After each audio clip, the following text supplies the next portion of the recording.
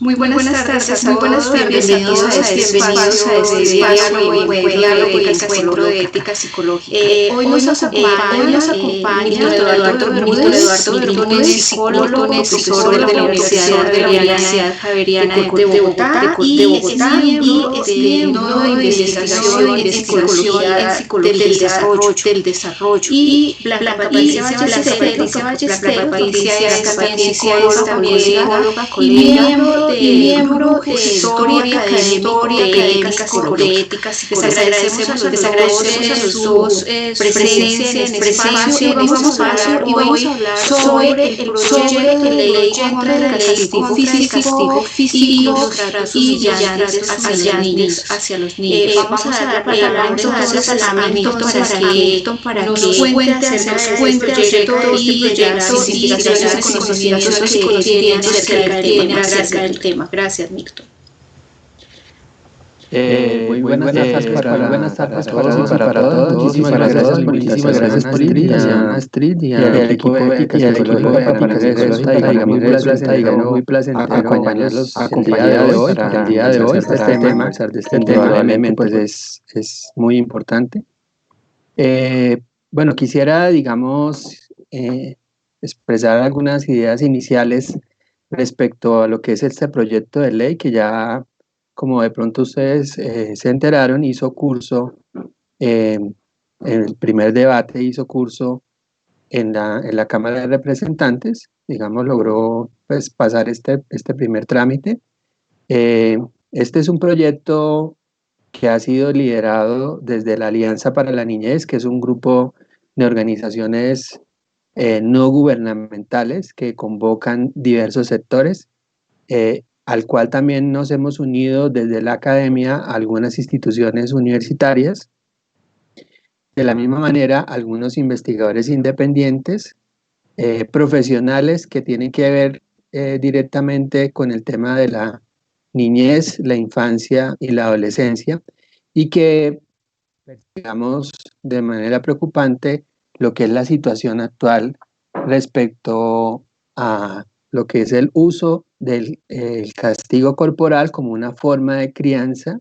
De hecho, el objetivo fundamental de la ley, que tiene, digamos, en primera instancia, más que un carácter punitivo o persecutorio de las familias, pues una intención fundamental de que sea un proyecto de ley que busque sobre todo crear una cultura distinta sobre la manera como se deben tratar a los niños, niñas y adolescentes, y en particular a la abolición completa del uso de los malos tratos físicos, verbales y psicológicos como una forma de crianza en la niñez. ¿Por qué, digamos, resulta importante para la niñez y los jóvenes en Colombia y de hecho para las familias este tipo de proyectos? Yo quisiera, si me permiten, hacer referencia, digamos, a una serie de datos que permiten, digamos, contextualizar mejor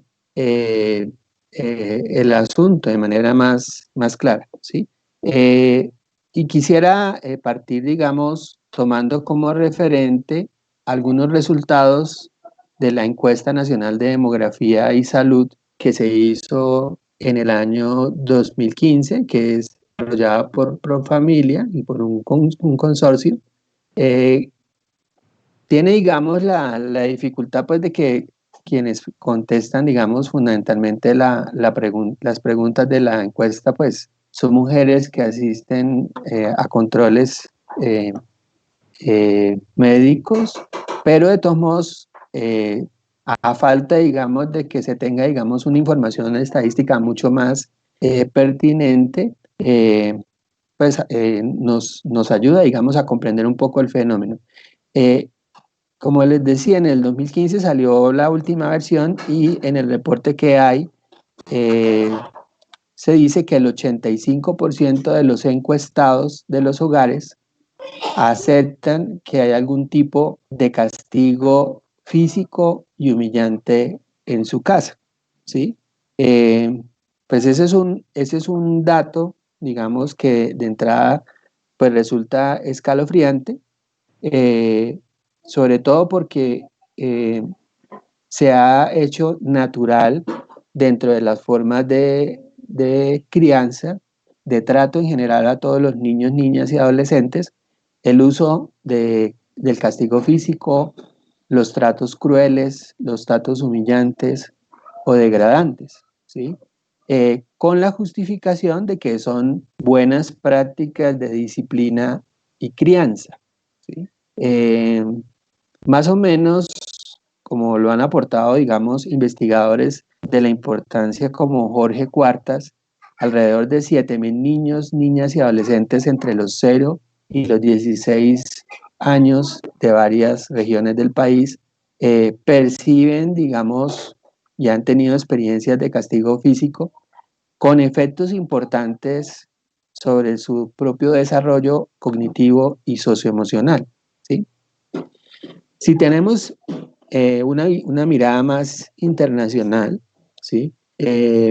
Pues Colombia es uno de los países firmantes de la Convención de los Derechos del Niño, y si bien, digamos, hay unos compromisos importantes respecto a que se adopten medidas tendientes a que se prohíba el castigo físico y los tratos crueles, humillantes y degradantes en el hogar y en el entorno en general en que viven niños, niñas y adolescentes, pues en la práctica, pues esta prohibición no se ha implementado en Colombia. Eh, de más o menos 100 países firmantes de la Convención de los Derechos del Niño, solo en 54 de ellos se ha logrado, digamos, establecer ese tipo de acuerdo social, ¿sí? Eh, el primer país, digamos, a nivel internacional que hizo, digamos, la firma de eso fue Suecia. Por supuesto, pues somos, digamos, bastante distintos, pero si nosotros miramos en perspectiva latinoamericana, países como Venezuela, Perú, Brasil, Bolivia, Paraguay, Argentina y Uruguay ya han prohibido el castigo físico y los tratos humillantes en todos los entornos, mientras que otros países, como por ejemplo Chile, Ecuador, se han comprometido, digamos, a empezar a hacer una prohibición total de, de toda forma de abuso a los niños, niñas y adolescentes, ¿sí? Colombia todavía, digamos, está en deuda, tenemos una deuda muy importante respecto a, digamos, a asumir, digamos, esa posición, ¿sí? Eh, y yo creo que pues es el momento en que eso ocurra, ¿sí? Que se lleve a cabo pues definitivamente esa terminación de esa forma de violencia eh, para niños, niñas y adolescentes. ¿Qué efectos desde el punto de vista psicológico tiene el uso del castigo físico como una forma de crianza? ¿Sí? Hay una serie de elementos que la literatura, digamos, ha venido acumulando desde hace ya varios años. ¿Sí? Hay investigadores muy importantes que, digamos, le han dedicado una buena porción, digamos, de su vida investigativa a tratar de identificar los efectos que tienen a corto y a largo plazo el uso de esas formas de castigo y pues digamos una de las principales investigadoras es la norteamericana Elizabeth Gerstroff, ¿sí? Ella de varias maneras ha mostrado digamos los efectos que tiene a nivel importante en el desarrollo el uso de malos tratos y castigos físicos, ¿sí? Por ejemplo, haciendo, digamos, una semblanza, digamos, de los estudios que ella ha realizado en los Estados Unidos, se ha encontrado que los niños han sido sometidos a una forma crónica de castigo físico, presentan, presentan retrasos importantes a nivel cognitivo y socioemocional, ¿sí? Eh, tienen mayores tendencias a abandonar los sistemas educativos a caer, digamos, en la delincuencia, en el uso y el consumo de drogas, ¿sí? Y en general, ¿sí? Pues a no lograr los niveles de bienestar esperados pues para un adulto. Es decir, no solamente los efectos se ven, digamos, de manera inmediata o inmediata, sino que a largo plazo logran, digamos, mostrar, digamos, efectos muy importantes, ¿sí? Eh, en Colombia se han realizado unos estudios importantes por unas colegas que han tratado de demostrar en diferentes contextos nacionales los efectos negativos también que tiene el uso del castigo como forma de crianza. ¿Sí? Específicamente quisiera mencionar a un estudio que hicieron unas colegas que están encabezadas en la Universidad de La Sabana, que es Trujillo, González, Fonseca y Segura. Ellas hicieron un estudio con una muestra representativa en 4 ciudades principales de Colombia: Barranquilla, Bogotá, Medellín y Cali.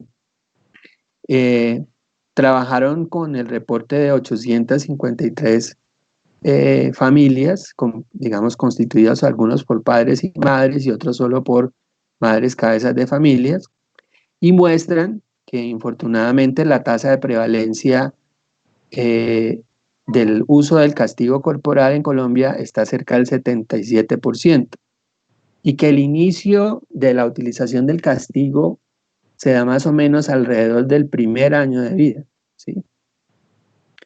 Eh,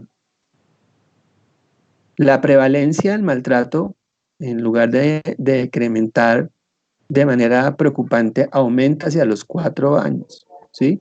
Es el 84% más o menos en las cifras que ya se han investigado, y posteriormente, digamos, cuando se hace el monitoreo con niños alrededor de los 12 años, pues se encuentran reportes de que casi el 50% de sus padres y sus madres mantienen el uso del castigo corporal como una forma de crianza, y cercano a los 16 años, las prácticas de castigo aumentan hasta casi el 84%.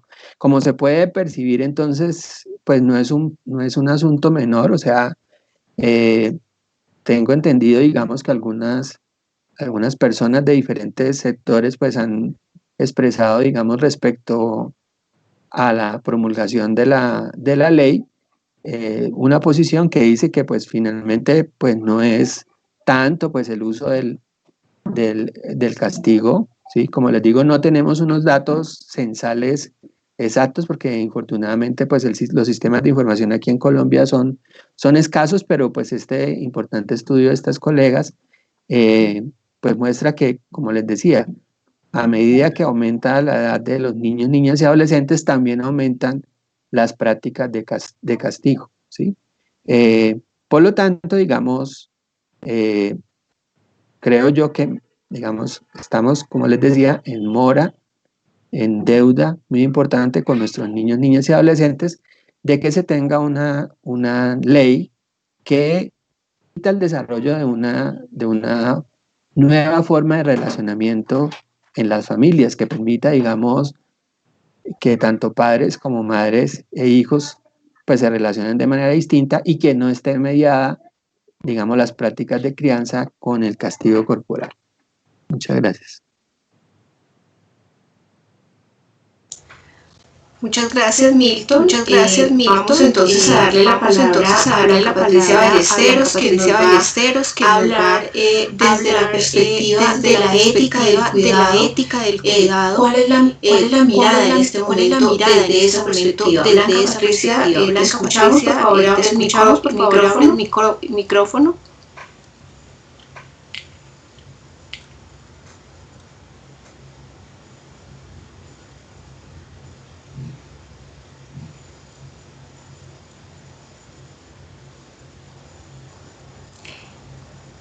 Bueno, mientras Blanca Patricia organiza un poco esta situación de orden técnico, Milton, yo voy a aprovechar para hacerte una pregunta. Y es que en el Código Civil, en el artículo 262, se encuentra que se da el derecho, digamos así, a padres y cuidadores de corregir a los niños y sancionarlos, y lo dicen corregirlos y sancionarlos de una manera moderada. Bueno, ya te dejo la pregunta en el tintero, porque ya se conectó, por favor. Entonces te escuchamos, Blanca Patricia. Pero figura todavía sin activar el micrófono. ¿Me están escuchando? Perfecto. Perfecto. Muy bien. Bueno, muy bien, siquiera. Porque aquí no, el icono me figura como si todavía no estuviera activo el micrófono. El panorama de nuestra niñez en Colombia respecto al maltrato, pues ha ido en aumento. Sin embargo, yo voy a plantear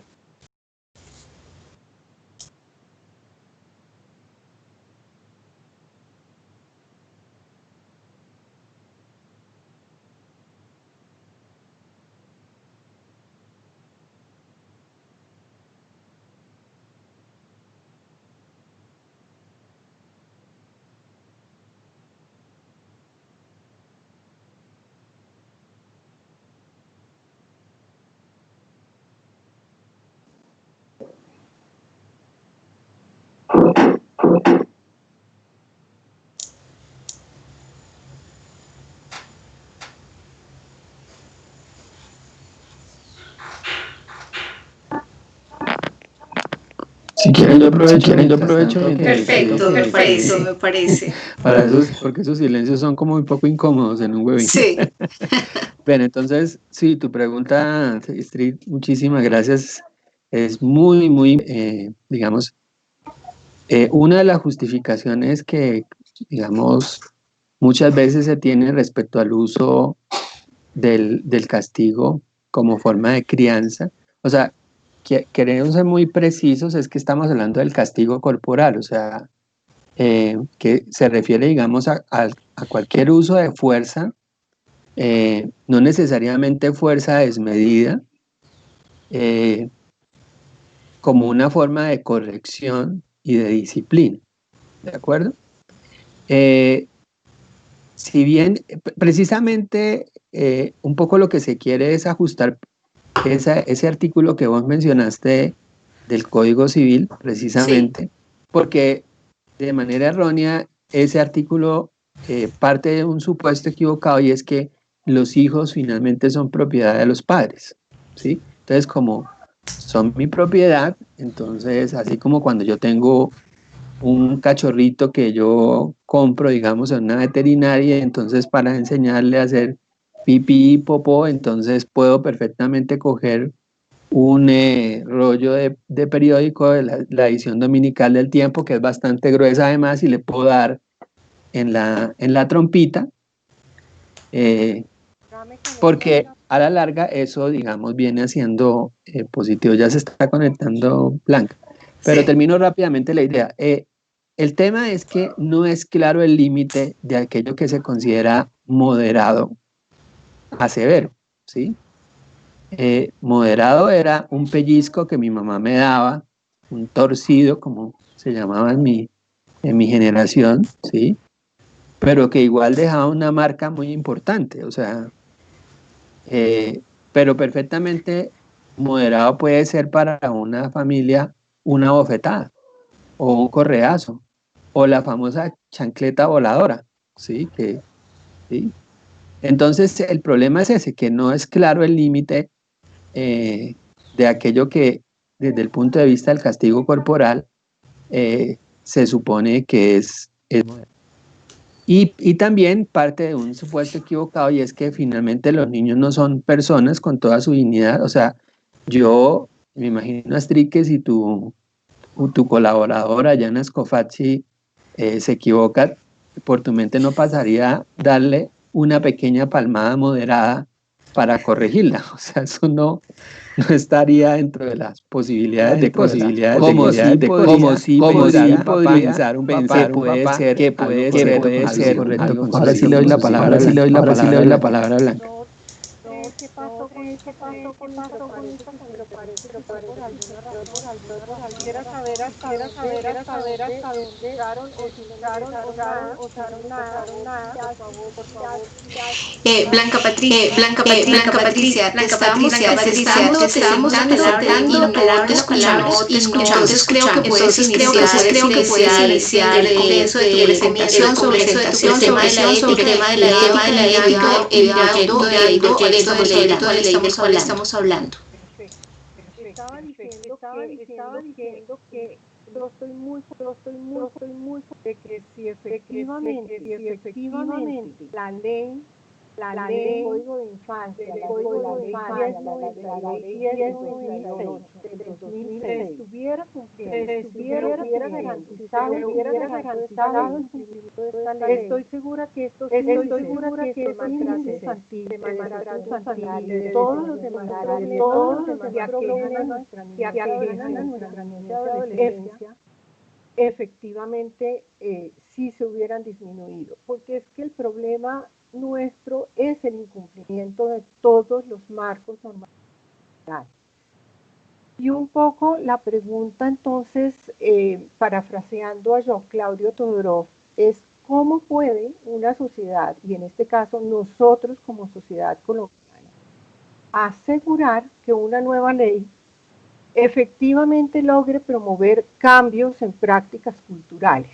Es decir, cómo podríamos entonces regular nuestras conductas, nuevas conductas, de todos los ciudadanos en general y de los agentes del gobierno simultáneamente, como supuestamente lo estipula de forma muy clara en varios artículos en la ley 1098. Y además estaríamos efectivamente como sociedad promoviendo de forma muy activa y discutiendo de forma muy activa todos los temas, porque entre otras cosas es el artículo 47 de esa ley tiene algo muy importante respecto a la responsabilidad de los medios de comunicación en el tema.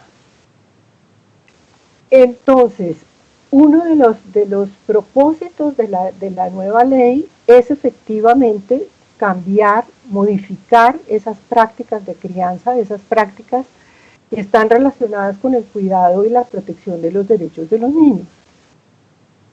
Esos cambios definitivamente son muy difíciles porque exigen todo un compromiso y de la sociedad en general, como lo dice el Código 1098, la familia, la sociedad y el Estado, nada menos que toda la sociedad y el Estado. Entonces es un hecho, eso yo no creo que tenga discusión, que como sociedad hemos fracasado en ejercer el control a esos agentes gubernamentales. Y hemos fracasado también porque no nos hemos constituido realmente en un grupo ético, responsable y comprometido con esas prácticas que garanticen el cuidado en la aplicación de todos los principios que están estipulados desde la Constitución hasta la Ley 1098.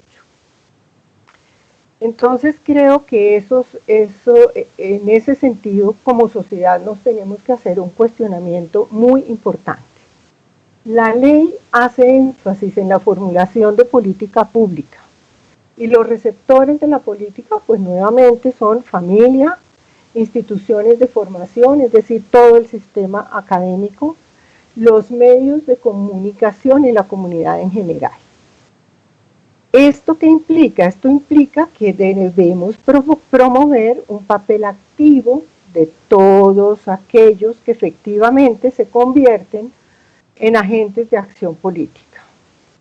Que tengan unos criterios claros, que parece que no están claros todavía, y que igualmente sean compartidos, porque lo que sí es importante es que a nivel de la sociedad por lo menos haya unos acuerdos mínimos, como decía Milton, sobre lo que estamos queriendo decir con, por ejemplo, pautas de crianza, o, por ejemplo, métodos de formación, metodologías de formación en general de toda la niñez y la juventud. Pero además que nos pronunciemos de una forma clara frente a este consenso y que siempre tengamos en cuenta el interés común. De ahí la propuesta de atender entonces a esa necesidad de generar procesos participativos que nos lleven a concientizar a la comunidad respecto a estos principios que propone la ética del cuidado. Pero ¿por qué la ética del cuidado? Me parece muy importante que tengamos claro pues ¿por qué una propuesta podría ser desde esta perspectiva de la ética en particular. Y básicamente hablábamos un poco antes, es porque fue una categoría muy importante desde la ética griega, pero que después de haber estado como medio dormida la vuelve a reactivar Carol Gilligan con sus investigaciones en desarrollo moral. Entonces esta ética del cuidado se ha extendido de manera importante y una de las cosas es que es compatible con todas aquellas perspectivas desde la filosofía, la psicología, la sociología, la educación y en general ciencias humanas y sociales, que están precisamente preocupados por el mantenimiento de lo que hemos llamado en psicología el control aversivo o coercitivo como método de control social en general. A pesar de la evidencia empírica, ya Milton nos la recordó con datos muy importantes en el campo de la niñez, evidencia empírica de que definitivamente los resultados son en detrimento de las relaciones pacíficas y de la convivencia pacífica entre los humanos, que también han mostrado entonces preocupación por la incapacidad de modificar esas prácticas sociales de control aversivo y sobre todo la incapacidad para reemplazarlas por prácticas que efectivamente lleven a una sociedad distinta, una sociedad más comprometida con el bienestar general. Y esto a pesar de que disponemos tanto en psicología como en educación de herramientas que ya han demostrado su efectividad para construir ambientes distintos, ambientes de enseñanza y de aprendizaje libres de maltrato y de violencia, pero que por diversas razones que tenemos que además poner en la palestra pública y tener un debate urgente, es porque no hemos sido capaces de generalizar esas prácticas a la sociedad en general. Por diversas razones de dinámicas gubernamentales y sociales que, como digo, vale la pena que las discutamos y que la pongamos en la discusión pública. Son muchos los trabajos, tanto teóricos, desde la filosofía política, desde la filosofía moral, y trabajos empíricos en sociología, en educación, en psicología, que proponen que la ética del cuidado tenga entonces un alcance como política pública para todas las instancias estatales y sociales, para que ésta sea tomada en serio de una manera responsable, porque el cuidado como tal, pues desde hace mucho tiempo sabemos que es la clave de las relaciones humanas, en las cuales tenemos que pensarnos en nuestra condición de seres o de ser social. Es decir, implica reconocer, y esto es básico en digamos como en esta propuesta inicial de Carol Gilligan, pero que como digo se ha extendido a muchas otras, Implica reconocer que somos afectados en nuestras relaciones interpersonales, que afectamos al otro y somos afectados. Y esto de manera inevitable y permanente a lo largo de toda nuestra vida. Entonces, la ética del cuidado implica asumir la responsabilidad por lo que llamó Carol Gilligan el daño moral, que ha sido consecuencias de años de un modelo autoritario e individualista que ha legitimado, y eso lo vemos diariamente en los discursos de padres de familia, hasta de profesores, como Milton decía, que ha legitimado esta práctica de posición y de dominio de unos sobre otros, principalmente para mantener un orden patriarcal, como ella lo identificó, que ha resultado y resulta incompatible con la verdadera democracia participativa. Pero sobre todo ha obstaculizado el análisis del costo que ha tenido para la humanidad esta falta de cuidado en todos los ámbitos y contextos de la vida humana. Y esto lo señala, por ejemplo, Bernardo Toro cuando habla del paradigma del cuidado, o Julio Martínez en España, bueno, en Argentina. Han sido muchos los que han hecho ver estos costos de la falta de cuidado en todo sentido. Esta ética del cuidado asume entonces el cuidado como una demanda moral, y por eso es que se constituye también como una teoría moral. Es una demanda moral y es una práctica que está centrada entonces en nuestras relaciones interpersonales, en las que se retoma ese papel de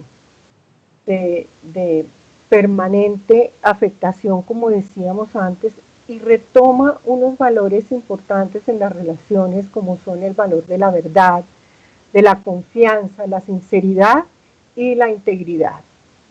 Y porque además no hay una separación ni una oposición entre el yo y los otros, que esto es una de las claves que tiene la propuesta desde las investigaciones de Carol Gilligan en adelante. Implica además en esto de la integridad, no solamente en las relaciones interpersonales, sino también en la propia concepción de persona, porque implica que hay una interrelación entre pensamiento, emoción y acción, y exige detectar precisamente en los demás, en nuestra comunidad en general, y no solo con los cercanos, porque es muy fácil cuidar, lo que se llama el cuidado natural, pues quien no cuida a sus cercanos, sino que también incluye pensar en el otro, incluidos todos los diferentes. Entonces es detectar necesidades de cuidado, pero además lo más importante es efectivamente responder a ellas. Por eso es que también es una acción. Entonces, esto nos lleva a otro punto importante que fue controvertido o ha sido controversial en la ética del cuidado, y es la importancia que da a una mirada contextual en la deliberación ética y en la toma de decisiones éticas. Desde esta perspectiva, entonces, del cuidado sería un contrasentido, o es un contrasentido, admitir el maltrato o la violencia como un medio para un fin de formación o de corrección o de crianza. Nadie necesita ser maltratado para aprender a ser una buena persona y para aprender a ser una persona justa, que efectivamente entienda que en todos los elementos de sus relaciones interpersonales hay un significado moral. Es sabido que una manera de lograr esto es, por ejemplo, aprender a responsabilizarnos por las consecuencias que tienen nuestras acciones en el bienestar de los otros y en las emociones del otro. Y sobre todo aprender a verbalizar y a justificar lo que orientan sus acciones. Esto es algo que se ha venido trabajando en el campo educativo con las propuestas de educación en la paz, educación en la no violencia, educación en el cuidado, porque como es de necesario y es algo que no exigimos a nuestros agentes gubernamentales, es precisamente dar razones y justificación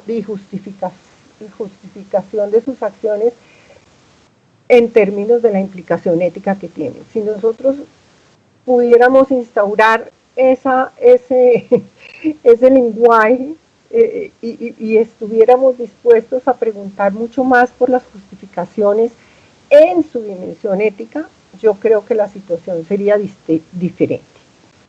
Como teoría moral, entonces, varios autores y autoras de este campo coinciden en que establece el cuidado como un principio de alcance universal. Y además es una ética que hace consideraciones sobre ese derecho al cuidado, es una perspectiva que nos pregunta, o sea, que si efectivamente existe el derecho al cuidado como tal, y desde luego las obligaciones del Estado para su garantía.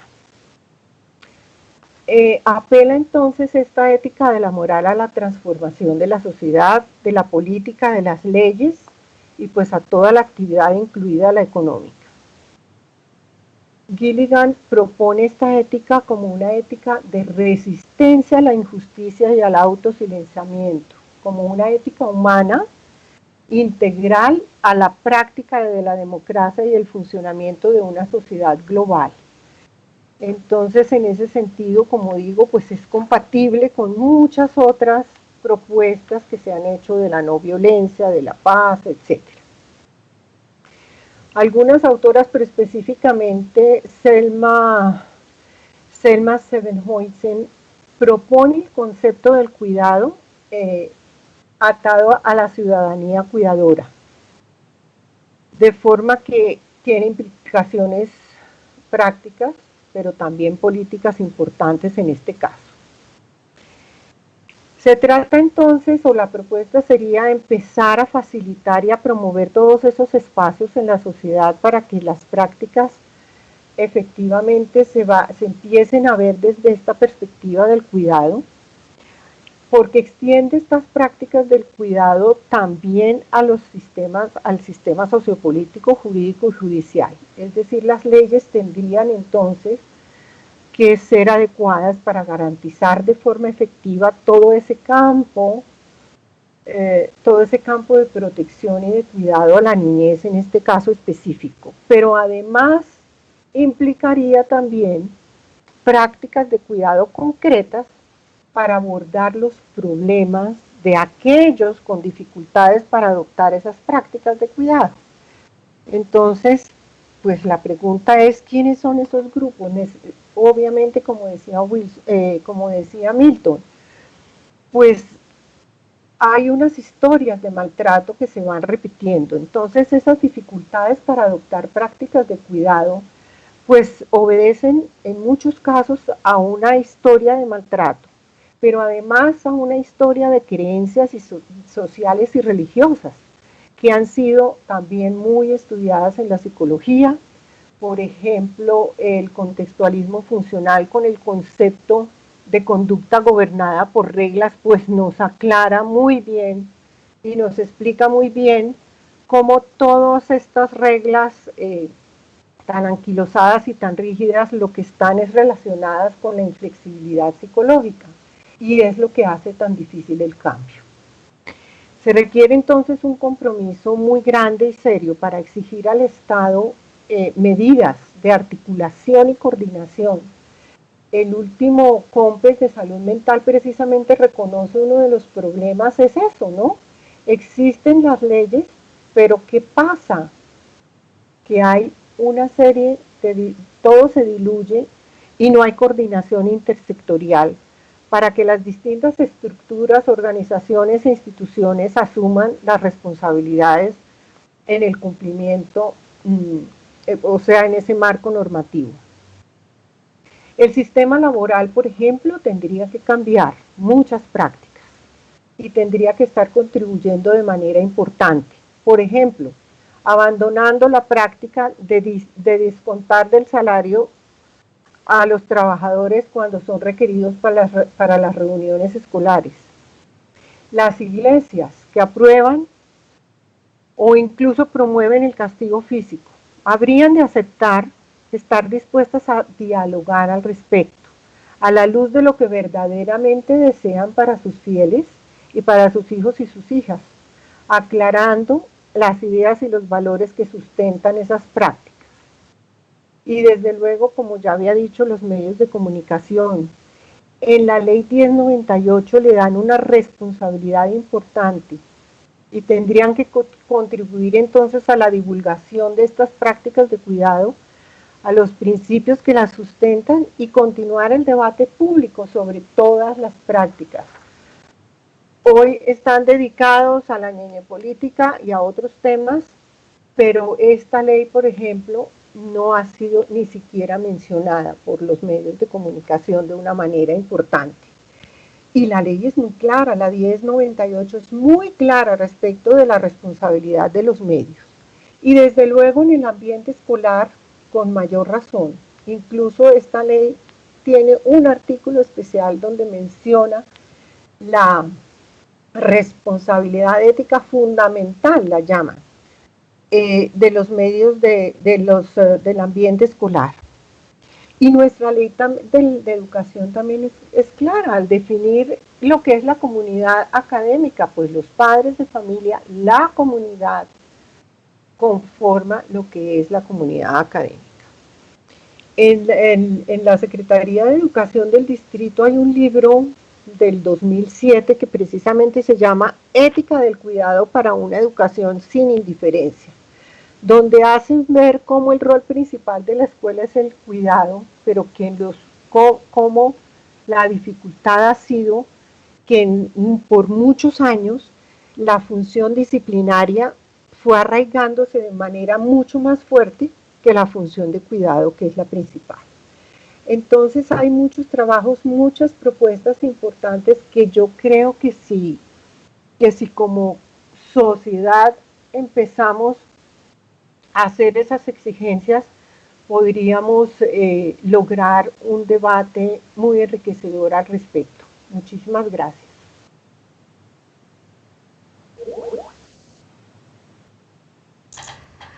Muchas gracias, Blanca Patricia y Milton. Vamos a pasar a un segmento de preguntas. Vamos a iniciar con preguntas de algunos de los asistentes que nos han formulado a través del chat. La primera es una pregunta de José Muñoz que nos dice: ¿qué tan importante es el reforzamiento corporal en un niño? Creo que es una pregunta que iría para Milton. No es muy clara en la pregunta si es un reforzamiento positivo o si es un reforzamiento negativo, sino que se plantea de manera general como ¿qué tan importante es el reforzamiento corporal en un niño? Milton, podemos escucharte. Ok, bueno, voy a tratar de interpretar lo que nos plantea el seguidor en el chat. Si se entiende, digamos, como una forma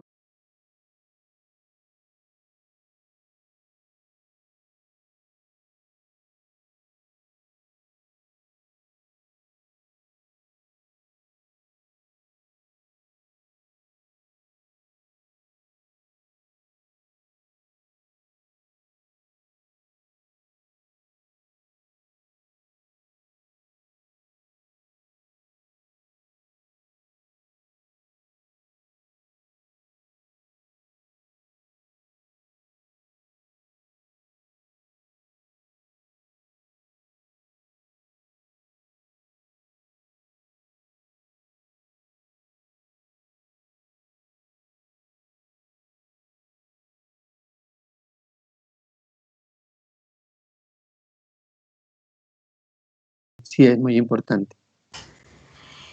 Bueno, yo escuchándolos a los dos, encontré algo muy importante y muy valioso, y es que de sus exposiciones se puede deducir que este proyecto de ley, el cuidado de los niños, el cuidado de la infancia y de los adolescentes, tiene un impacto en el ámbito de lo político e incluso tiene un impacto en el ámbito de la democracia misma. ¿Estoy haciendo una buena interpretación de la participación?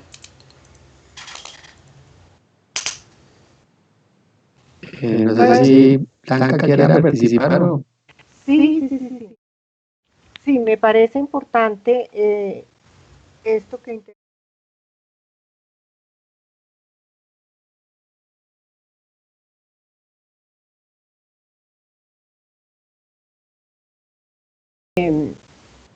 como teoría moral, ¿cómo se ha leído? No, se ha propuesto como teoría moral y que como teoría moral implica o tiene implicaciones porque toca todos los ámbitos jurídico, judicial, sociopolítico, económico e incluso del cuidado del ambiente. Por ejemplo, Bernardo Toro afirma claramente que el paradigma del cuidado tiene que incluir, como lo han hecho muchos ecologistas también, y biólogos, el tema del cuidado de la naturaleza, o sea, cómo hemos sido de descuidados a lo largo de todos estos años en todos los ámbitos de nuestra vida humana, incluido nuestra relación con el cuidado de nuestra naturaleza. Ay, Dios, ¿qué es eso? Bueno, entonces efectivamente tiene que ver con esa dimensión política, es algo importantísimo. Pero por otro lado, como mostraba también Milton en los estudios, es que esto tiene que ver con las consecuencias a largo plazo en la gente. Y no podríamos, o mal podríamos esperar que maltratado tuviera, como él dice, las consecuencias a largo plazo son gravísimas porque impiden muchas veces incluso que esta persona en su vida adulta pueda tener las capacidades o la disposición psicológica para cambiar esas secuelas que deja el maltrato en su niñez. Yo quisiera comentar algo, me parece muy interesante tu pregunta, Astrid, porque indudablemente pues sí tiene una dimensión política, o sea, este tema, digamos, no en vano resulta más relevante el que un grupo de soldados hayan sacrificado de manera infame a un perro, por supuesto que eso es importante, y pase, digamos, de agache la manera sistemática y permanente como los adultos infringimos daño permanente a los niños. O sea, eso, digamos, eso tiene una dimensión política muy importante, porque se nos olvida que finalmente niños, niñas y adolescentes son sujetos de derechos, ¿sí? Y aquí pues viene un discurso que resulta ambiguo, o sea, los niños, o sea, y sobre todo en cierta forma de entender la política, por no hablar de la politiquería, los niños resultan importantes, ¿sí? En cierto momento y pues están en el discurso de los políticos cuando a conveniencia de ellos, pues resulta, digamos, importante para lucrarse, digamos, de sus agendas ideológicas. Pero para un tema, digamos, que es vital, porque, o sea, las implicaciones que tiene el uso del castigo corporal no solamente son en términos de los efectos psicológicos mediatos que se pueden ver en el niño, ¿sí? Obviamente, para los efectos, digamos, una fractura, un morado, bueno, eso tienen efectos que no solamente van a afectar el tejido propio de las familias, sino que toda la comunidad, o sea, tiene un efecto pernicioso, como lo señalaba Blanca, tiene un efecto en escala a toda la sociedad, ¿sí? Entonces, la gran pregunta es, oiga, ¿cuál es la agenda detrás de quienes son los stakeholders, los formuladores de política pública, los gestores de los programas, de que poco le prestan atención a una situación que resulta siendo pues endémica, ¿sí? Finalmente es endémica, es que pensar que el 86% de los adolescentes colombianos en algún momento de su vida han sido sometidos a formas de trato físico, de maltrato físico y humillante, pues eso no es una cifra menor, eso quiere decir que pues eso explicaría, digamos, el porqué de las cifras del estado de la salud mental de los colombianos, o sea, eso está perfectamente relacionado. Entonces, sí es muy importante y por eso, digamos, resalto tu cuestionamiento con relación a eso. Hay una clara agenda política detrás de eso. Vuelvo e insisto, o sea, no es que acabar con la práctica de la tauromaquia no sea importante, pero es que se le da más pantalla pues a eso que pues al tema de la ley. Insisto, no quiero decir que no sea importante, ¿sí? Pero yo creo que todo tiene su escala y su dimensión, y finalmente, si yo tengo acá un toro y un niño, pues, o sea, finalmente, pues bueno, está bien, o sea, no hay que hacer ningún daño a ningún ser vivo, pero prevalece, digamos, el derecho de los niños. De acuerdo. Tenemos una pregunta de Álvaro Perea Fernández. Digamos que es importante precisar algunas cosas del proyecto de ley y les voy a pedir que hagamos esa precisión para poderle dar respuesta a él. Él nos dice, ¿por qué se hablaría de limitar el castigo físico y no también el maltrato verbal y psicológico? ¿No sería eso reforzar la idea de que si no hay evidencia en lo físico no existe? Entonces, me parece pertinente como hacer esa definición de que tiene el proyecto de ley frente al castigo, al maltrato, al trato humillante y demás, por favor. Sí, si me permiten, digamos, yo, digamos, retomo directamente el proyecto de ley. O sea, el proyecto de ley está acompañado de una serie de definiciones. El objeto es un objeto muy sencillo y es prohibir toda forma de castigo físico, psicológico. Ahí estaría, digamos, incluido el tema de que menciona nuestro seguidor, tratos crueles, humillantes o degradantes hacia niños, niñas y adolescentes por parte de sus progenitores, representantes legales o por cualquier otra persona encargada de su cuidado en todos los entornos en los que transcurre la niñez y la adolescencia. Entonces, si nosotros vemos en el objeto mismo de la ley, pues ya están incluidas no solamente, digamos, pues las evidencias físicas, como él lo menciona, o sea, digamos lo objetivo, lo concreto, sino todas las otras formas de maltrato que se dirigen hacia niños, niñas y adolescentes. ¿De acuerdo? Sí, eso me parece clave, y ahí está la definición de lo que se llaman tratos crueles, humillantes o degradantes también. Dice, toda acción de crianza, orientación o educación con la que se menosprecie, humille, denigre, estigmatice, amenace, atemorice o ridiculice, con el fin de ejercer autoridad disciplinar o corregir siempre que no constituya un delito punible. O sea, ya se sabe que hay otras legislaciones para la conducta llamada punible, legalmente punible. De acuerdo. Sí está incluido el maltrato verbal, dentro del maltrato psicológico, obviamente. De acuerdo. Bueno, creo que eso nos deja total claridad sobre el proyecto de ley y sus alcances. Ginette Padilla nos pregunta, ¿cuáles son las herramientas que nos brindan para corregir a los hijos? O sea, ¿cuál es la alternativa? Es un poco la pregunta que nos hace Ginette Padilla, por favor. A ver, yo creo que propuestas hay muchas, repito, tanto desde la educación como desde la filosofía política, como desde la psicología. Hay trabajos bellísimos, concretos, en cuidado. La perspectiva de la ética se pueden encontrar por varias fuentes.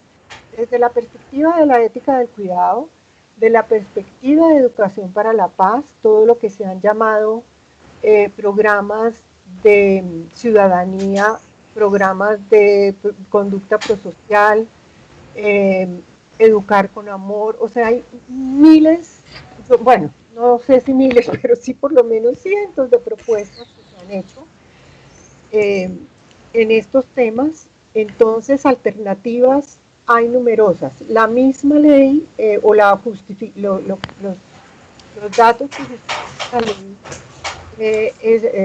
este proyecto de ley incluye todas las técnicas, por ejemplo, o metodologías que se han venido, que para evitar el castigo, son alternativas de corrección, como por ejemplo el ensayo de la conducta, el volver a repetir, o sea, el pedirle al niño que esto que hizo, cómo lo hubiera podido hacer de otra manera,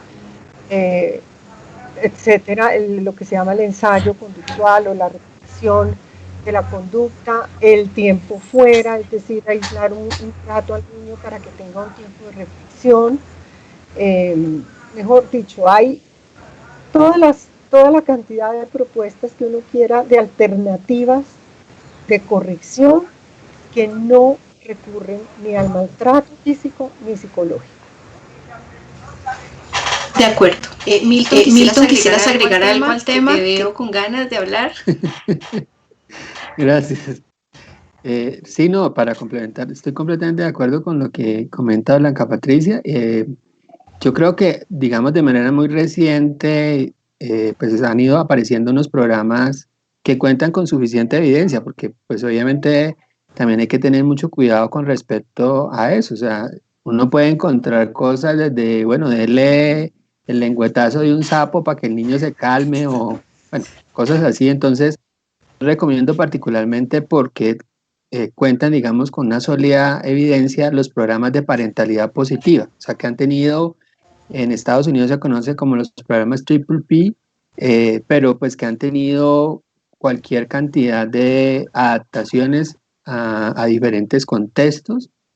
En Colombia, digamos, tenemos algunos desarrollos con relación a eso, o sea, recordemos, por ejemplo, el trabajo que han hecho nuestros colegas en la Universidad del Norte con el programa Pisotón en Tunja, en la Universidad Pedagógica y Tecnológica de Colombia, también han tenido unos trabajos muy lindos para tratar de mitigar, digamos, pues, y trabajar con padres el uso de castigo físico, o sea, pues en los estudios comparativos por regiones, pues tristemente Boyacá muestra tener unos índices muy altos de maltrato y abuso, sobre todo el abuso sexual. Entonces en la Universidad Pedagógica y Tecnológica de Colombia ha venido, digamos, trabajando en el desarrollo de programas dirigidos a papás, pues para tener un cuidado más sensible, solamente para mencionar algunos, ¿sí? O sea,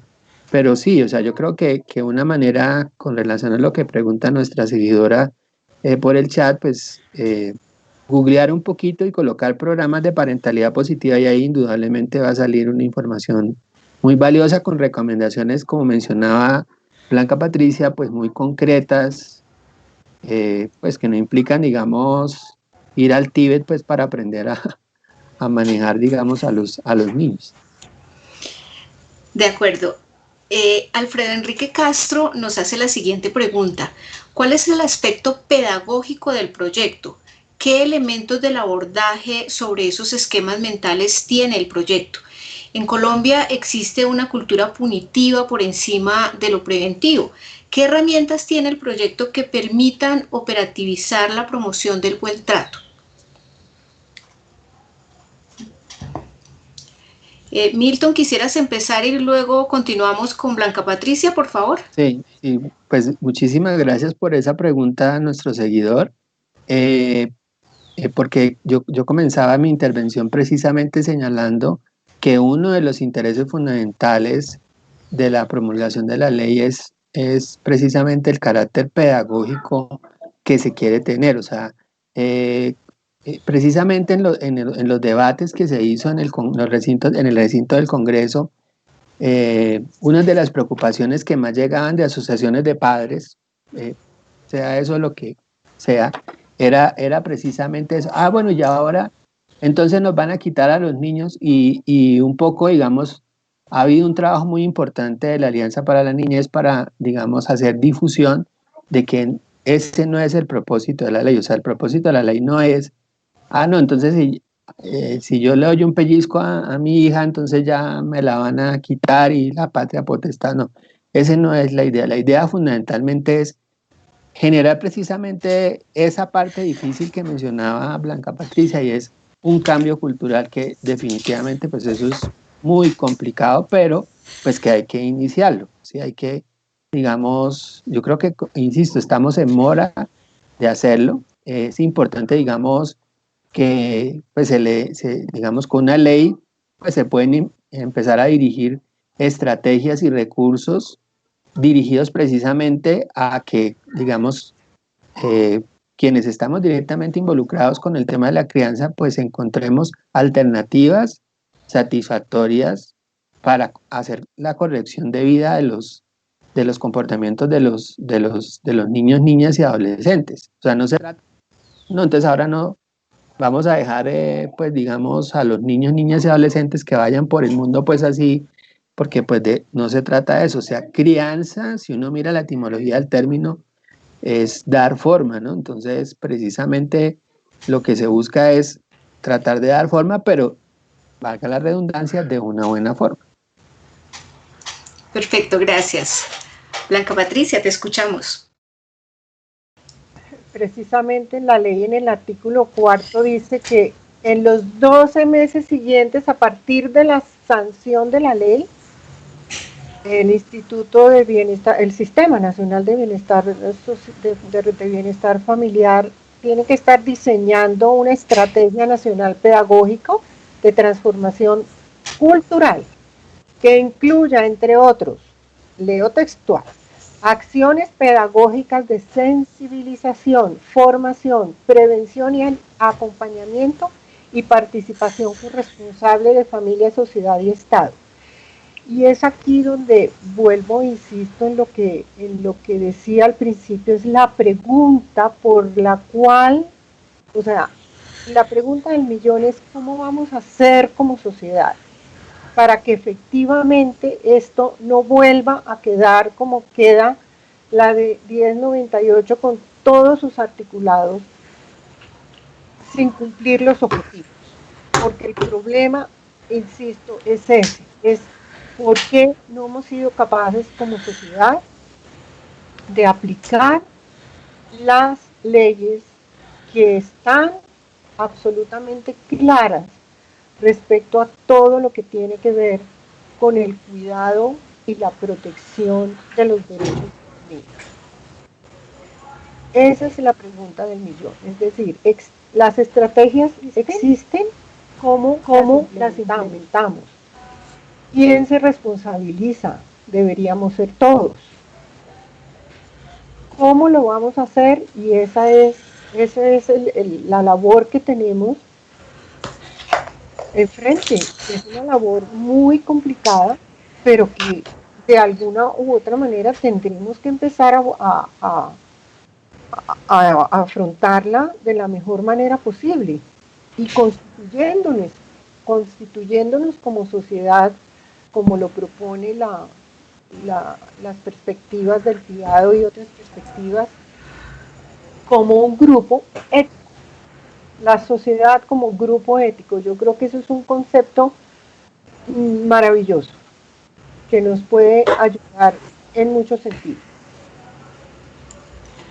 Bueno, muchas gracias a Milton, a Blanca Patricia por habernos acompañado en este espacio en el cual estamos abordando el proyecto de ley que busca fundamentalmente promover un cambio relacional, un cambio en pro de generar un trato digno, un trato que sea para el otro en reconocimiento de una relación asimétrica.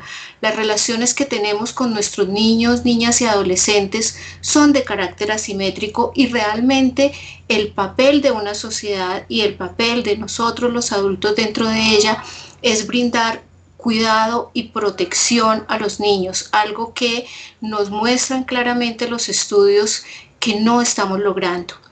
Así las cosas, vamos a invitarlos a que visiten la página de Ética Psicológica. Allí vamos a dejar el proyecto de ley en su totalidad, pero además el documento que muestra, que señala los estudios que soportan la importancia de este proyecto de ley. Entonces vamos a tenerlo colgado en la página de Ética Psicológica para que todos los que nos acompañaron el día de hoy puedan consultar allí y puedan ver las evidencias que aparecen en el documento soporte de este proyecto de ley. A todos y a todas les agradecemos su compañía en este espacio, el habernos seguido. Agradecemos de manera especial a nuestros dos ponentes por su experticia, su conocimiento y su generosidad al compartir su conocimiento. Y aprovechamos para invitarlos de hoy en 8 días a un nuevo encuentro de ética psicológica. A la misma hora estaremos divulgando a través de nuestros canales el nombre del evento y nuestras muy especiales invitadas para ello. Muchísimas gracias a todos. Feliz tarde.